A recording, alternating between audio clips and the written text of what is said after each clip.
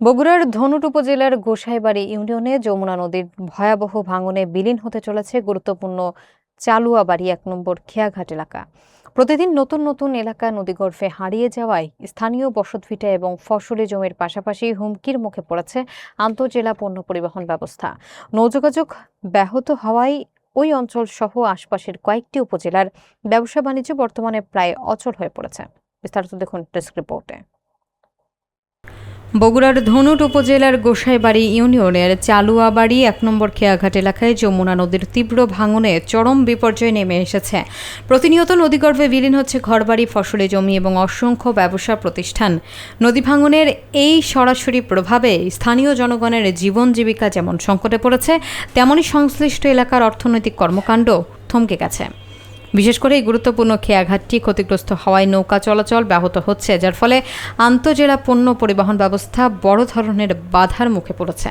এর ফলে স্থানীয় হাটবাজার পণ্য সরবরাহ আশঙ্কাজনকভাবে কমে গেছে বলে জানা গেছে।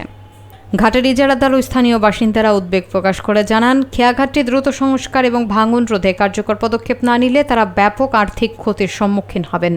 এমনকি ব্যবসা বাণিজ্য ও পণ্য পরিবহন পুরোপুরি বন্ধ হয়ে যাওয়ার আশঙ্কাও প্রকাশ করেন তারা।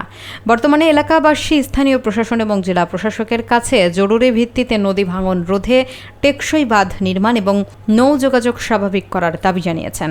অন্যথায় এই অঞ্চলের অর্থনৈতিক স্থবিরতায় আরও ভয়াবহ রূপ নিতে পারে বলে আশঙ্কা করা হচ্ছে। সবসময়ের জন্য এখান থেকে পারাপার হই, কিন্তু আমাদের সমস্যা হচ্ছে যে কিছুদিন আগে এখানে একটা সুন্দর ঘাট ছিল, কিন্তু এই বন্যার আইসে আমাদের প্রচুর পরিমাণে স্রোত হওয়ার কারণে এখানে ভেঙে গেছে। যাওয়ার কারণে আমাদের এখন এই ঘাটটা অনেক গভীর হয়ে গেছে। গভীর হওয়াতে আমাদের ওঠা নামা, আমরা অনেক চাউল, ধান, ভুট্টা এখানে কি আমরা শহরে নিয়ে যাই, কিন্তু এই ঘাট ভেঙে যাওয়ার কারণে আমরা এইগুলো কি সঠিকভাবে নিয়ে যেতে পারতেছি। যদি সরকারিভাবে আমাদের এই ঘাটটা সুন্দরভাবে একটু ঢালু করে দেয়, একটু সংস্কার করে, তাহলে হয়তো আমাদের চলাফেরা বা সব কিছু আমরা নিয়ে শহরে যেতে পারবো। আমরা আসা যাই, অনেক কষ্ট হয়, অনেক সমস্যা হয়, এই জায়গায় নামাচড়া করতে অনেক সমস্যা হয়। কিন্তু এই জায়গাটা আলা সুন্দরভাবে আলা পরিবেশন করে দিলে আলা একটু আলা ভালো হতো। এখানে ঘাট ছিল ধনুট ছাড় এখান থেকে মিলে দুইটা থানার মধ্যে আপনার এটি মেন ঘাট, বুঝলেন। এটি মেন ঘাট। এখন এই নদী ভাঙনের কারণে এখন বর্তমান মানুষ যাওয়া চলাফেরা করে ঠিক মতো করতে পারছে না।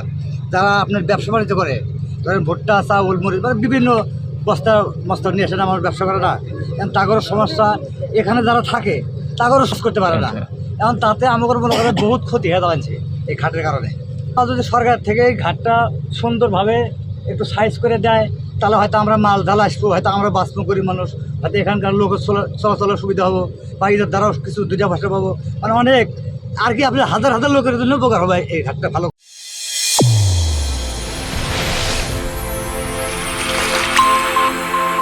চ্যানেল A1 হৃদয় রেসপন্স।